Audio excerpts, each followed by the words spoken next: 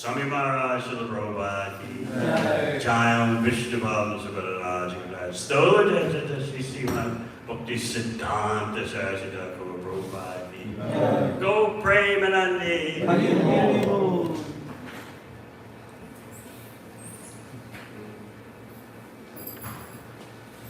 Om Namo Bhagavate Vasudevaya Om Namo Bhagavate Vasudevaya.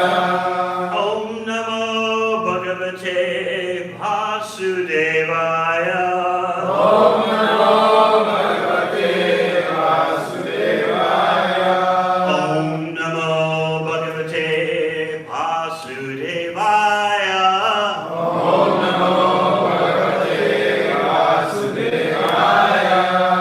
Srimad Bhagavatam, 7th Canto, Chapter 13, The Behavior of a Perfect Person, Text 32.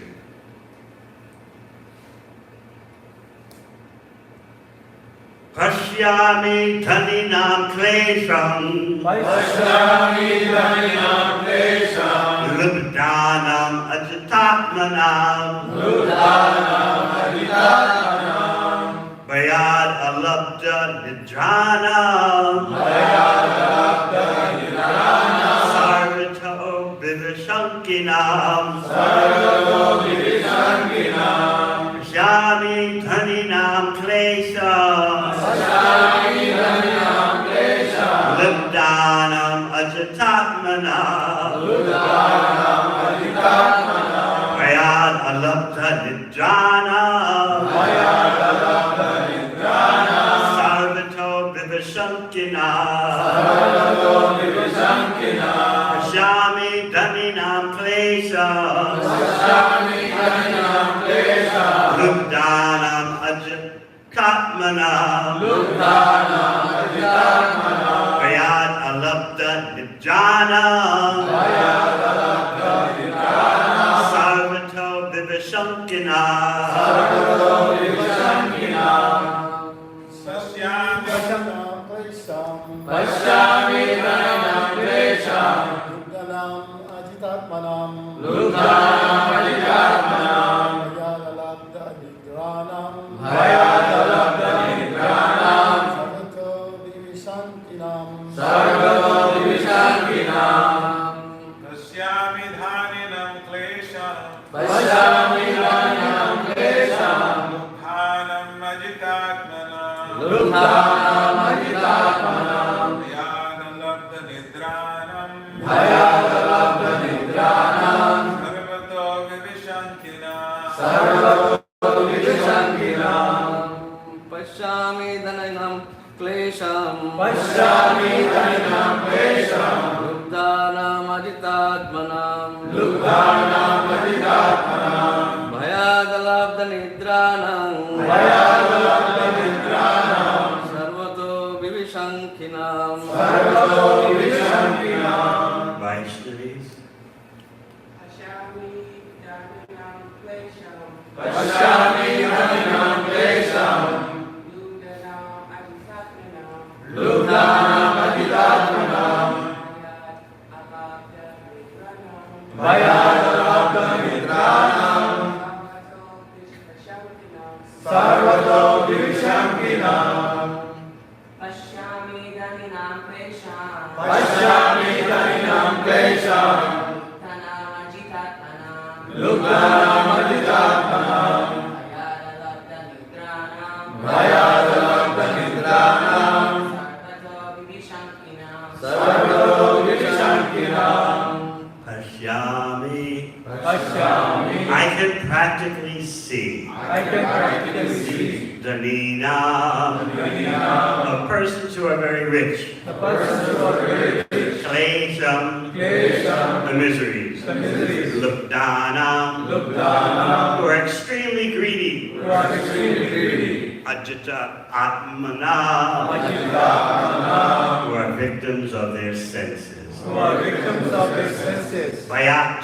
Bayat. Because of fear. Because of fear. Alabda nidranam. Alabda nidranam. Who are suffering from insomnia. Who are suffering from insomnia. Sarvata.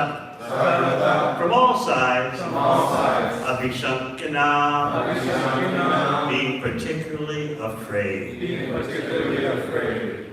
Purport. Greedy capitalists accumulate wealth Translation. under thank you. The Brahmana continued, I am actually seeing how a rich man who is a victim of his senses is very greedy to accumulate wealth and therefore suffers from insomnia due to fear from all sides despite his wealth and opulence. Purport. Thank you. Greedy capitalists accumulate wealth under so many miserable conditions. The result being that because they collect money by questionable means, their minds are always agitated. Thus, they're unable to sleep at night, and they may have to take pills for mental tranquility to invite sleep. And sometimes even the pills are a failure. Consequently, the result of having accumulated money by so much labor is certainly not happiness, but only distress. What is the value of acquiring a comfortable position if one's mind is always disturbed? Narottama Das Thakur has therefore sung, Samsara Vishanale, Diban Nishi Hiya Dwelle, Judayate Nakaino Upai. I am suffering from the poisonous effect of material enjoyment. Thus my heart is always burning and is almost on the verge of failure. The result of greedy capitalists' unnecessary accumulation of wealth is that he must suffer from a blazing fire of anxiety and always be concerned with how to save his money and invest it properly to get more and more. Such a life is certainly not very happy, but because of the spell of the illusory energy, materialistic persons engage in such activities. As far as our Krishna consciousness movement is concerned, we are getting money naturally by the grace of God by selling our literature. This literature is not sold for our sense gratification. To spread the Krishna consciousness movement, we need so many things, and Krishna is therefore supplying us the requisite money to advance this mission. The mission of Krishna is to spread Krishna consciousness all over the world, and for this purpose, we naturally must have sufficient money. Therefore, according to the advice of Srila Rupa Goswami Prabhupada, we should not give up attachment to money that can spread the Krishna consciousness movement. Srila Rupa Goswami says in his Bhakti Rasamrita Sindhu, Prapanchikateya bhujya hari sambandhi vastuna mumukshibhi parityago vairagyam balgu katyate. When persons eager to achieve liberation renounce things which are related to the Supreme Personality of Godhead, though they are material, this is called incomplete renunciation. Money that can help in spreading the Krishna consciousness movement is not a part of the material world. And we should not give it up, thinking that it is material. Srila Rupa Goswami advises, Anasaktasya Vishayan Yatarham Upayunjataha Nirbandha Krishna Sambandhe Yuktam Vairagyam Uchate. When one is not attached to anything, but at the same time accepts everything in relation to Krishna, one is rightly situated above possessiveness. Bhakti Rasamrita Sindhu. Money is undoubtedly coming in great quantities, but we should not be attached to this money for sense gratification. Every cent should be spent for spreading the Krishna conscious movement, not for sense gratification. There is danger for a preacher when he receives great quantities of money, for as soon as he spends even a single cent of the collection for his personal gratification, he becomes a fallen victim. The preachers of the Krishna conscious movement should be extremely careful not to misuse the immense quantities of money needed to spread this movement. Let us not make this money the cause of our distress. It should be used for Krishna, and that will cause our eternal happiness. Money is Lakshmi, or the goddess of fortune, the companion of Narayana. Lakshmiji must always remain with Narayana, and then there need be no fear of degradation. Translation again. The Brahmana continued, I am actually seeing how a rich man, who is a victim of his senses, is very greedy to accumulate wealth, and therefore suffers from insomnia due to fear from all sides, despite his wealth and opulence. Om Gana Chiranandasya Gananjana Shalakaya Chakshuruditang Yena Tasmai Sri Gurave Namah. Jai Sri Krishna Chaitanya Prabhu Nityananda Shri Advaita Gadadhara Sivasadi Gaura Bhakta Vrinda, Hare Krishna, Krishna Krishna, Hare Hare, Hare Ram, Ram Ram, Hare Hare. In 5 verses in this chapter, we hear a dissection of the Maharaj known as material happiness.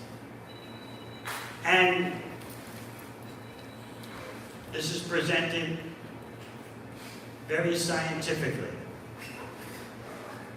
That as soon as you endeavor for your own material happiness, you are immediately under the control of material nature, under the spell of material nature.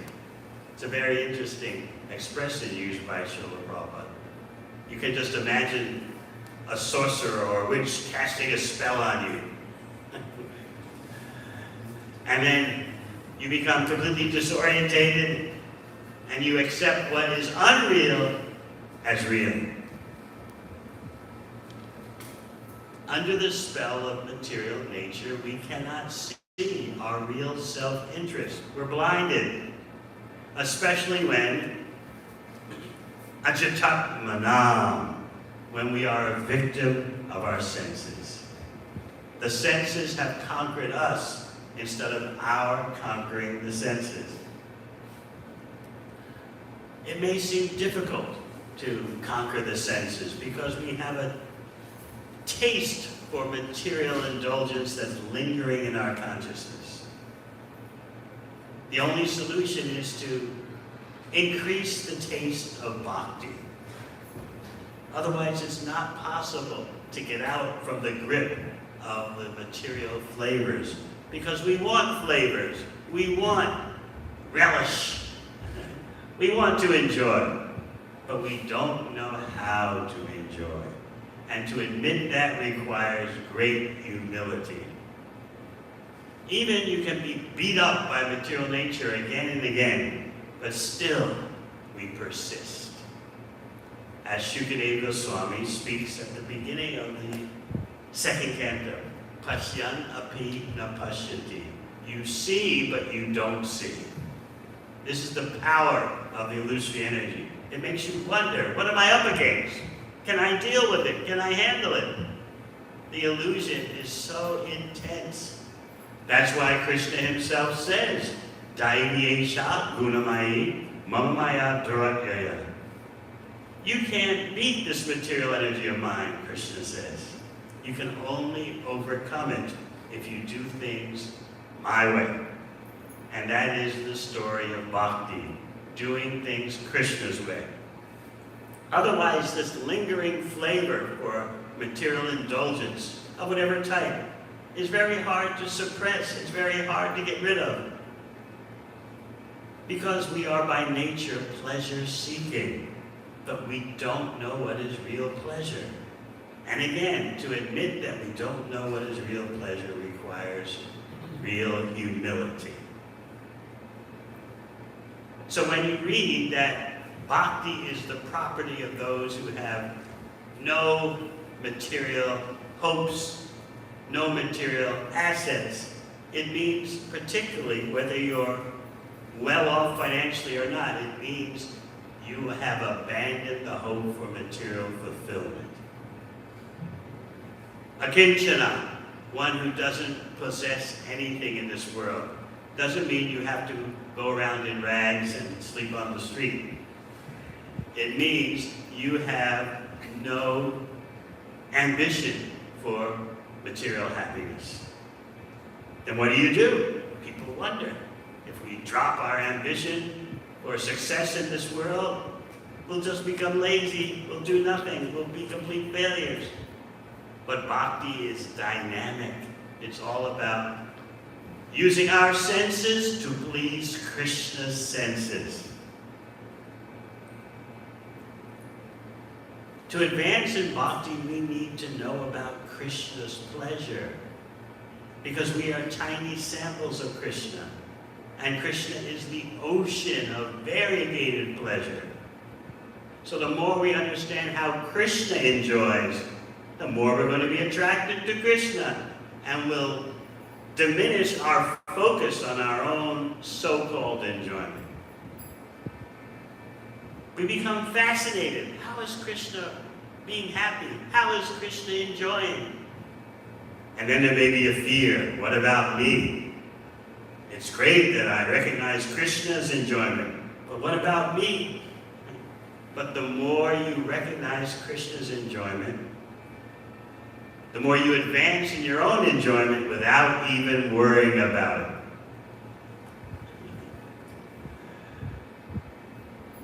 This is the bhakti mystery.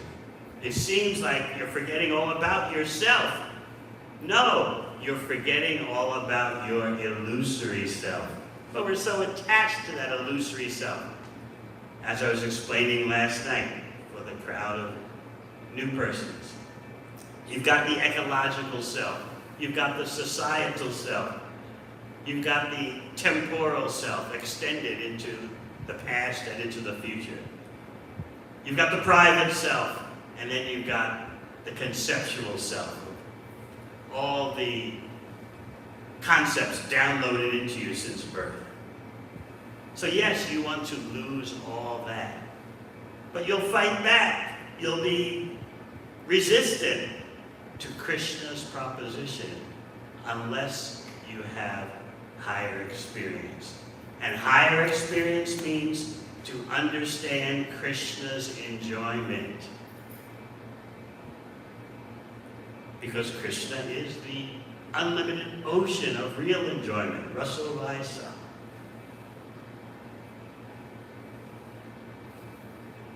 So you begin to start thinking about Krishna enjoying on the bank of the Yamuna, just like with the cowherd boys. Krishna would point to a particular spot on the bank of the Yamuna.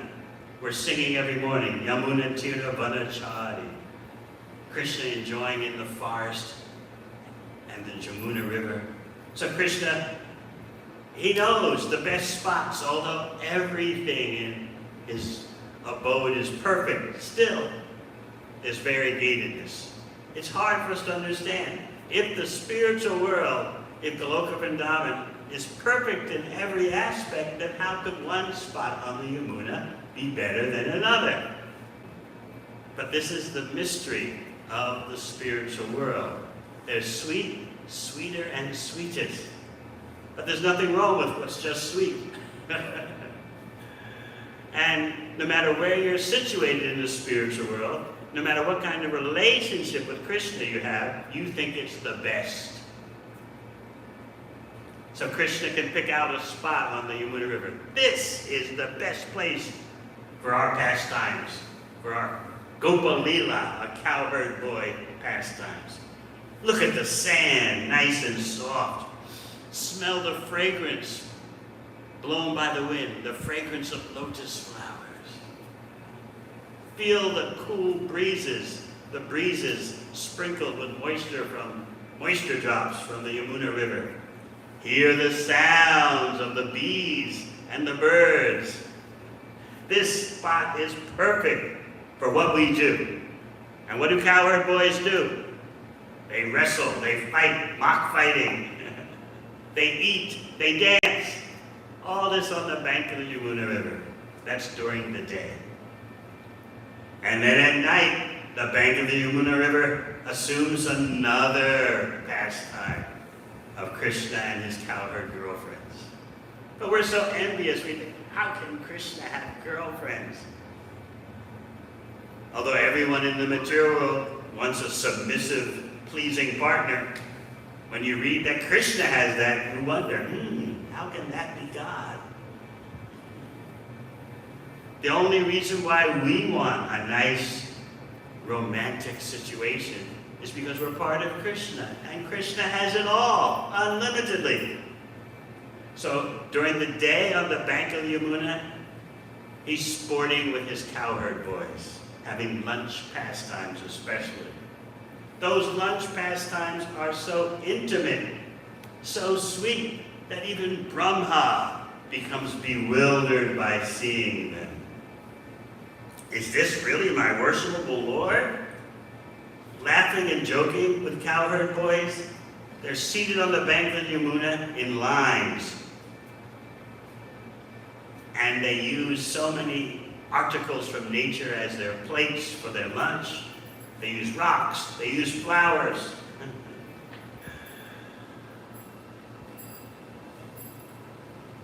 And they're all looking at Krishna.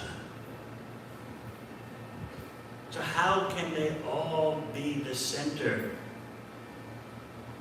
for Krishna's glance? That is Krishna's mystic potency. Now all the cowherd boys, no matter where they're situated in the ranks lined up around Krishna, they all think, they all know Krishna is looking especially at me. So sometimes we wonder, Krishna is dealing with infinite devotees. How will Krishna ever know how I feel? How will Krishna ever arrange for me? I remember when I first started reading Krishna book, 1972. And I was reading about the spiritual world, Krishna's pastimes. And I thought to myself, I better hurry up and get there before it becomes overcrowded. Everyone who reads it is going to want to go there. So, it's New Yorker consciousness. You always are aware of peak time traffic in the subways and on the roads, and where all the crowds are and how to avoid them. So I applied that New Yorker consciousness to Krishna Lila. Wow, this is amazing. It's going to become overcrowded soon. I better hurry up and get there. I don't want to be caught in peak time traffic. So Krishna can make every cowherd boy think, I'm looking especially at you. You're number one. No matter where the cowherd boy is situated. And then they would have lunch bag stealing pastimes.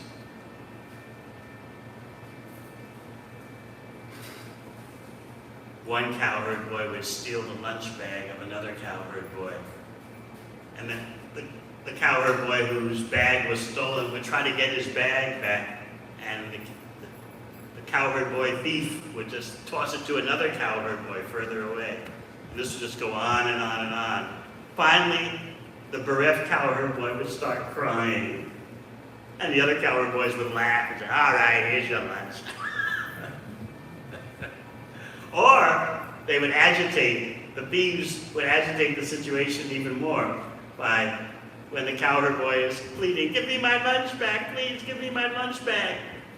Okay, here it is. They would take the lunch bag and put it at the base of a tree that's surrounded by thorns and red ants. So all this is going on, especially on days when Krishna calls for a picnic. So everything is there in the Supreme. Dancing, romancing, and picnics too. Just like when the weather is nice, everyone comes here and has prasad on the grass, seated outside. So Krishna is the best at picnics. He's not simply the best at rasa dancing. Everything is there in Krishna. He makes plans for picnics. Why does the Supreme Personality Godhead have to make a plan? For fun. Just like you can see in yourself.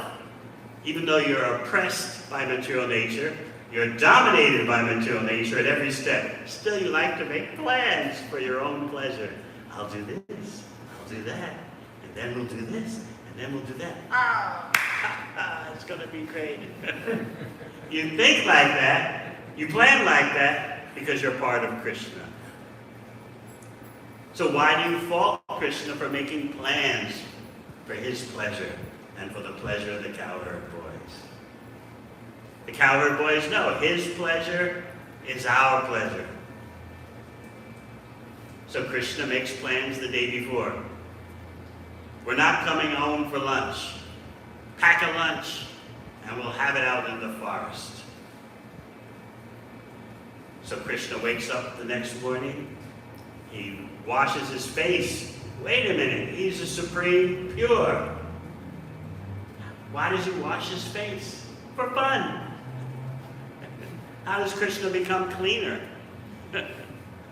He's infinitely clean, but still, to please his mother, Mother Yashoda, he washes his face. She's always concerned. He plays in the forest so long, he's covered with dust particles. I need to feed him, I need to bathe him. So Krishna plays along with that for the sake of his devotees. So he wakes up in the morning, takes off his night clothes, washes his face, and dresses attractively, and then goes to the door of his house and blows his bugle. And the bugle makes such a beautiful sound. And the cowherd boys, they've already been tipped off. Today is picnic day. So they all emerge from their houses hearing the beautiful sound of Krishna's bugle. And the cowherd boys have their own bugles. Each cowherd boy has a stick for controlling the herd. Each cowherd boy has a bugle. Each cowherd boy has a flute. And each cowherd boy has a lunch bag. So they emerge from their various houses. And, of course, they're going to the forest with their calves. So countless cowherd boys emerge with countless calves. You wonder, how does all that fit in Vrindavan? But Vrindavan is not bound by time and space. And then Krishna, he enters the scene with all his calves, which are totally unlimited. And this is not the extent of all the cows and bulls in Vrindavan. These cowherd boys, this is before Gopashtami, when Krishna is responsible for grown-up cows. This is before that. Now he's just taking care of the calves with his fellow cowherd boys. So you're not getting a count of all the creatures in Braj. You're just hearing about the calves, and they're unlimited. What about the mother cows? What about the older calves? What about the bulls? You don't hear about them. So it's all unlimited the more you think about it. Your mind can't handle all of it. So then they all head to the forest with Krishna.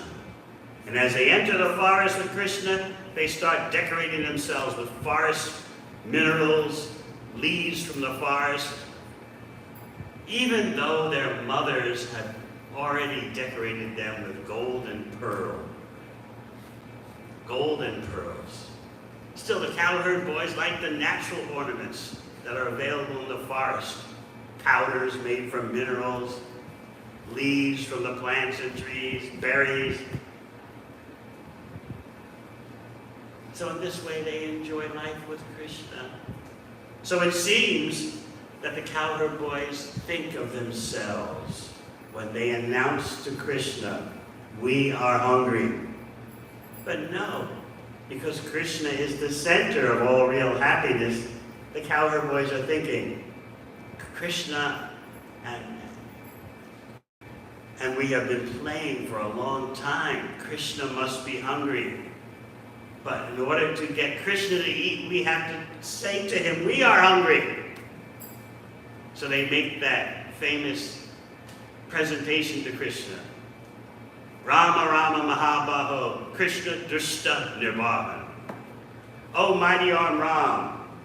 They first appeal to Balaram because they think Krishna likes that etiquette. If we honor Balaram, his 2-week elder. Balaram precedes Krishna by a couple of weeks. So we'll first address Balaram. Rama Rama Mahabaho. Oh mighty arm, Balaram. And then Krishna Drishta Nirbahana. Oh Krishna, destroyer of mischievous elements, demoniac elements. We have a new demon for you to destroy. What is that? We're hungry. If you can destroy so many demons, surely you can handle the demon of our hunger. So you might say, aha, they're being selfish, or they're being normal, just like we would. Krishna, when are you going to feed us? When's the pizza party? But the cowherd boys are simply thinking of Krishna and his satisfaction. We've got to get Krishna to eat. So we'll tell him that we're hungry. And as you know, in one particular instance of that, Krishna told them, you'll get food by approaching these brahmanas who are performing yajna nearby. They're doing a fire sacrifice for going to the heavenly planets. That's their trip. That's their thing. Don't expect much from these brahmanas, but still go to them and ask.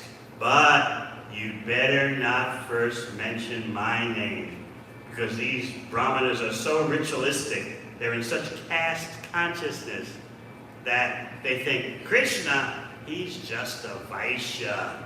He's just a farmer, the son of a Vaishya. So Krishna told them, say Balaram's name first, because Balaram, everyone knows, is born of a Kshatriya, Vasudeva. So that's what the cowherd boys intended to do. And as they approached the yajna site, where the brahmanas are doing rituals to go to the heavenly planets, they can smell the food that's ready to be taken and distributed from the yajna. And they start salivating. Ooh. Is that being selfish? They're simply thinking, oh, we're going to eat the food, it's going to taste so good. No, why are they salivating? They're thinking, this is going to be wonderful for Krishna. When Krishna tastes such tasty food, we'll be happy. So that is life in Vrindavan. Krishna is always in the center. So then, as you know, these brahmanas didn't even give the cowherd boys an answer. They just disregarded the cowherd boys. So the cowherd boys, they had made such a devotional presentation. They had done full dandavats on the ground in front of the brahmanas, called them, oh, Bhumi Deva, oh, earthly gods. We are here to get food for Krishna. The brahmanas totally disregarded them. The cowherd boys got a little sarcastic. Oh, Dharma Viktama. Oh, knowers of Dharma. You sure don't act like that, right?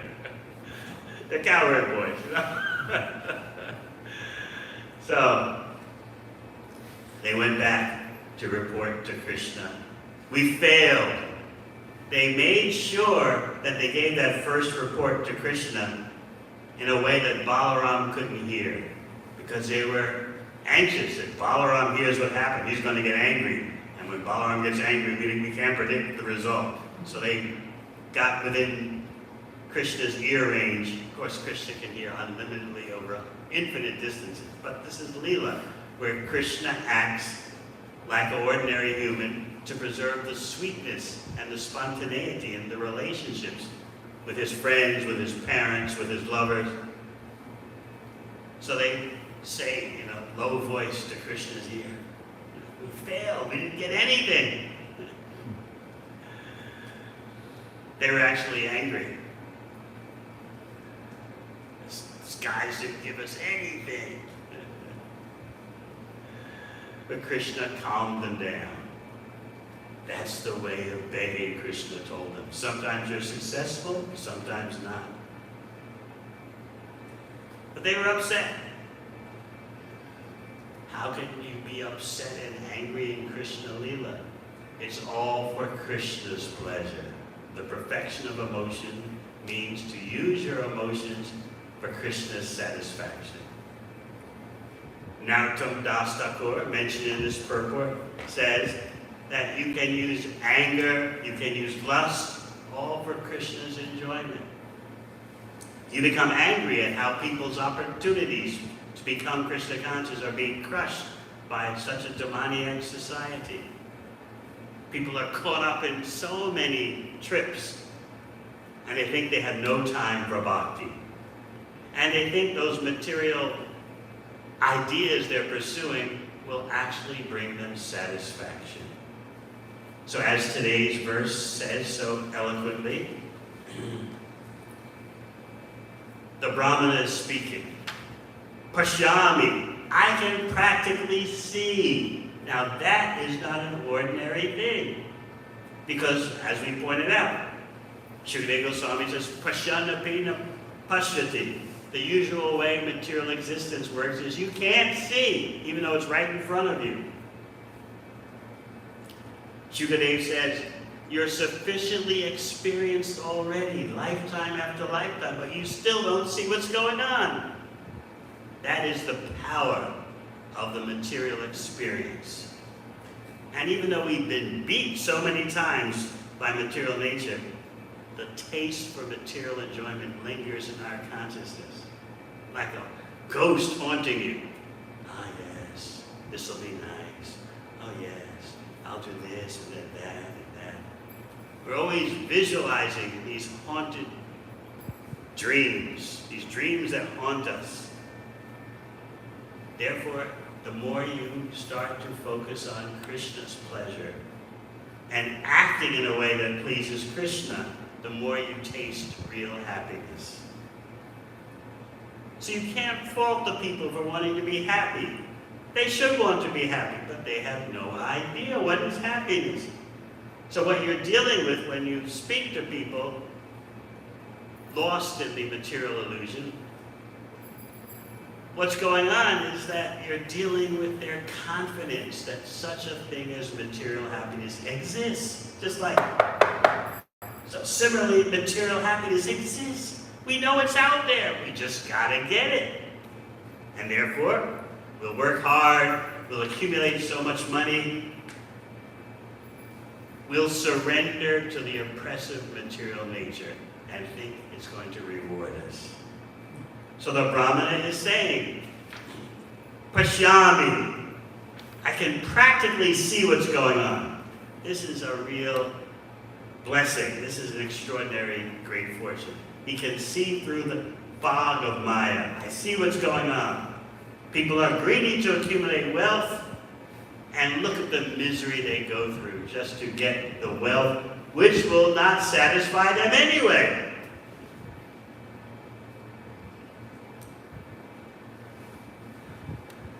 So this is one of the themes of this chapter, that endeavors for material happiness involve suffering. You can't separate the suffering out of the endeavor.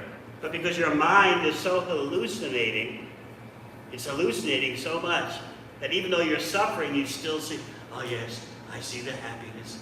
Oh yes, more is going to come to me. Keep on trying. Just don't give up. This illusion dominating our consciousness prevents us from seeing the reality. Even if someone tries to tell you, it's not going to work out, you're hallucinating. You don't want to listen because you think, without that hope, what's going to become of me? So therefore, we tell people, chant Hare Krishna and be happy. Now, what you know to be happiness as a bhakta is different from what they think is happiness. But still, you tell them, chant Hare Krishna and be happy. Of course, if you really want to get into it, we would give some commentary. You actually don't know what happiness is, and by chanting Hare Krishna, you'll figure that out. And you'll become more aware, finally, of Krishna's pleasure.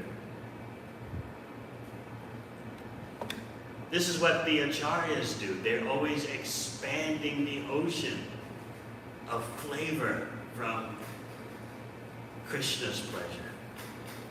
We say that about the 6 Goswamis of Vrindavan. Anandam Buddhi Vardhanam. What is it?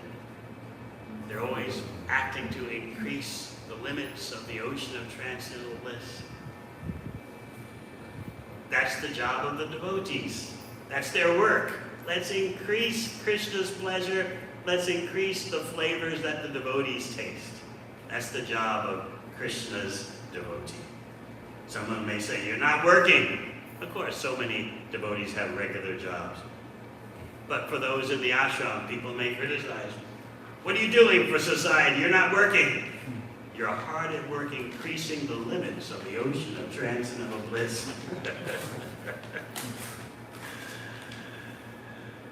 All right, any questions? Yes. Hare Krishna Maharaj, thank you so much for the wonderful class. I was reflecting on this point where you were saying materialists take shelter, that there is some hope that they will get material happiness. But I've seen that as new bhaktas, me personally, I find that even when I do seva, if I do not get the fruits that I was hoping for from that seva, then when I feel tired, I take shelter of material happiness. So how do we do that? We're very happy that you're engaged in Krishna's service. And gradually, you'll become more aware of how by pleasing Krishna, you are automatically satisfied in the real sense. So we're not going to report you to the police for having these desires. We're not going to torture you. You have to start somewhere, you know. That's why Shukadeva Goswami says, Akama sarva kama va moksha kama udarati. Whether you are free of all material desires, full of all material desires, lusty for liberation, never mind, engage in Krishna's service. Krishna knows how to give you therapy. Bhakti is therapeutic. It cleanses you of your attachment to material happiness and gives you a taste of Krishna's pleasure. So go on with your devotional service. You'll become purified. You don't have to beat yourself up. Oh no, I'm serving Krishna so much, but what about me? That's the feeling of a neophyte.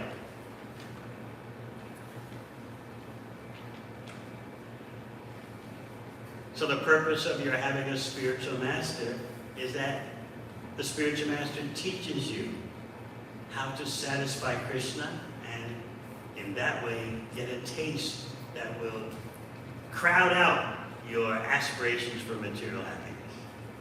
But in the beginning, you are considering both my happiness, Krishna's happiness. But as you engage in service and dedicated to the mission of Srila Prabhupada, as taught by your spiritual master, you slacken your grip on your own selfish conceptions of happiness. But that's all going to be there in the beginning. I remember as a brand new devotee, at that time the New York Temple had what they called a halfway house for persons who were not ready for the full-on brahmachari ashram. They were newcomers. So I remember in the halfway house at that time, very illustrious devotees, not me, but you had Dravida Prabhu, you had Gopi Pranadana Prabhu.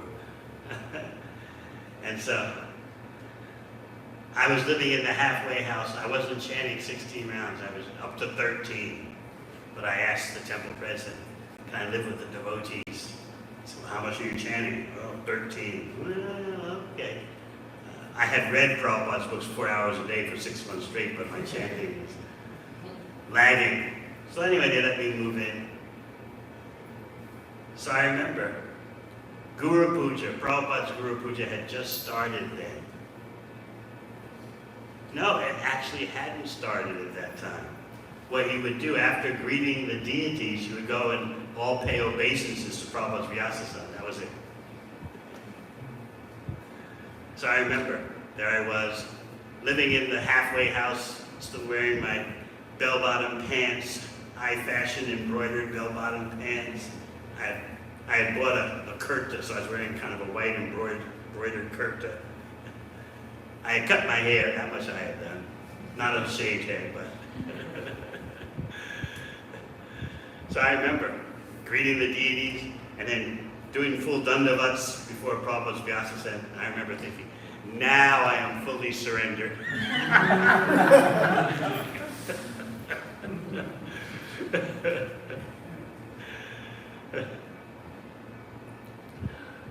So what was my service? I just doing manual labor at the temple, sweeping floors. And no one asked you, what's your background? What are your skills? What are your talents?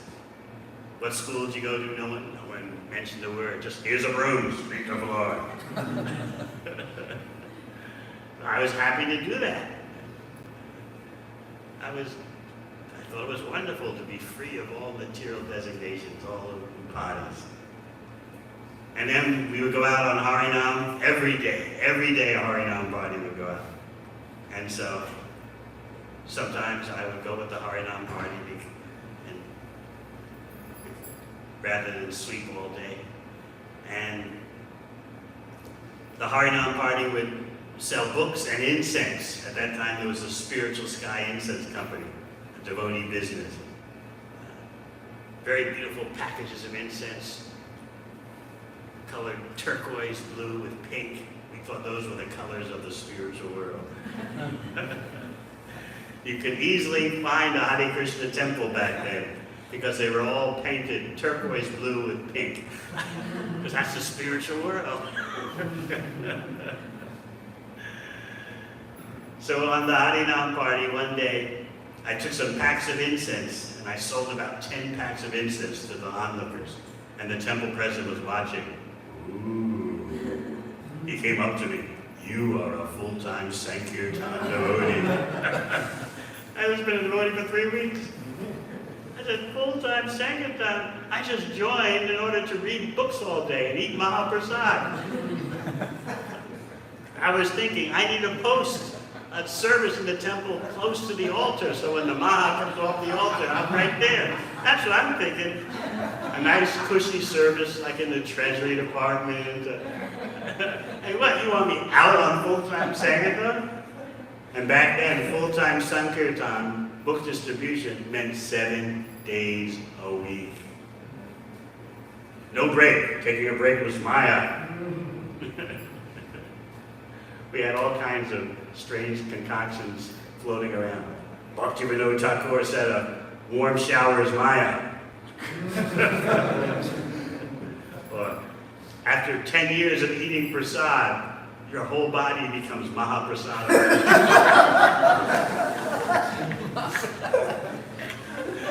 Yeah, we all took this, this is the gospel truth. Yeah. And after 15 years of brahmacharya, your memory becomes perfect. You never forget anything. You remember everything. So anyway, we began in that way. Some or other Krishna is making something out of us. So Krishna will make something out of you. Just go on serving Krishna under guidance.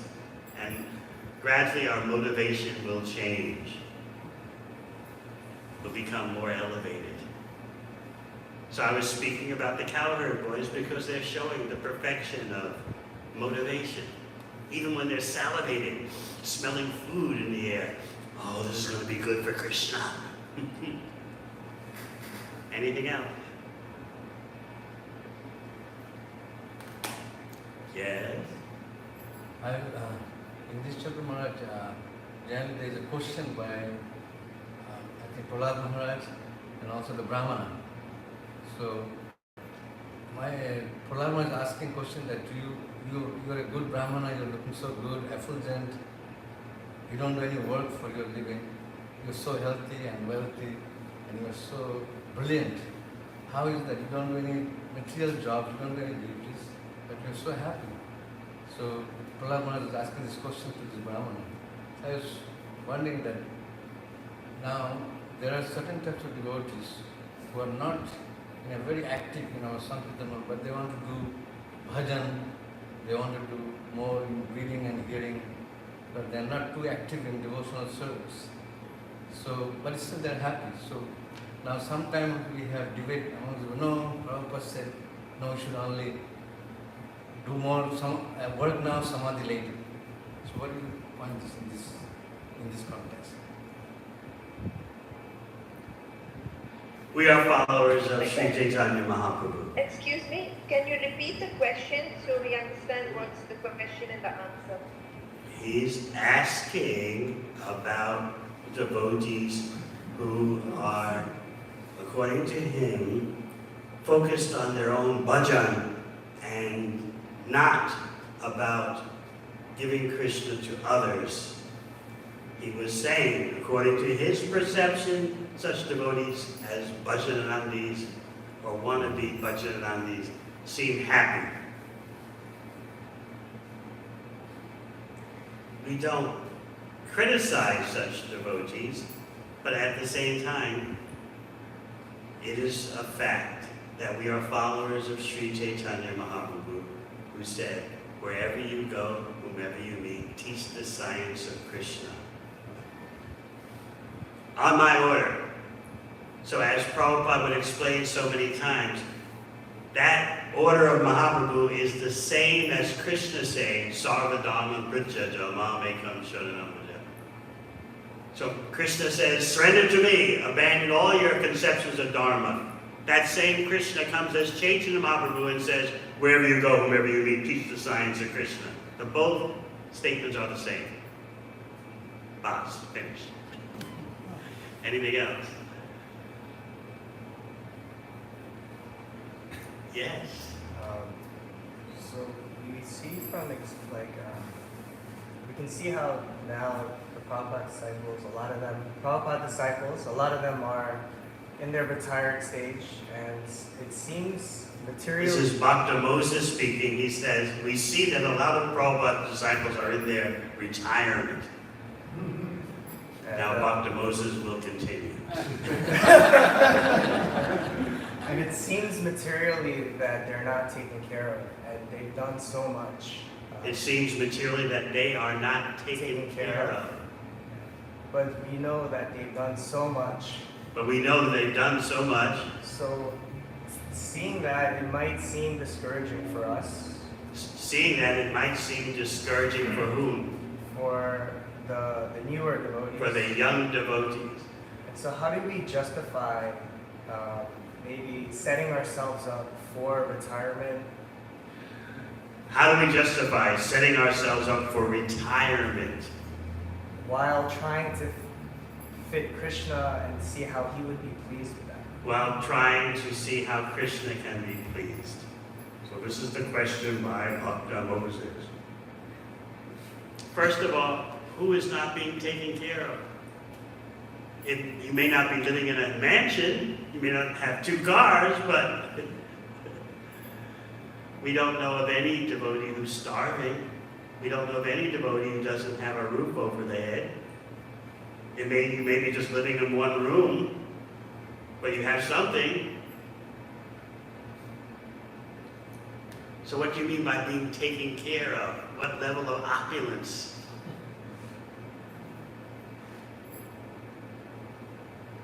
I've seen how when there's some medical problem with some older Prabhupada disciple, immediately so many come together and contribute.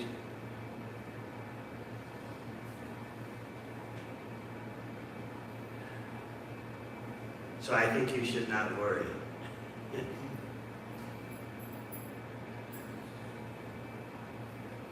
Now, you may not be living in a mansion as an older Prabhupada disciple, but you have the simple, basic needs met. So you can chant Hare Krishna, hopefully do more than chant Hare Krishna, hopefully help others to chant Hare Krishna. So don't worry. How old are you? 31. Moses is 31. So we hope you have many decades ahead of you of full service.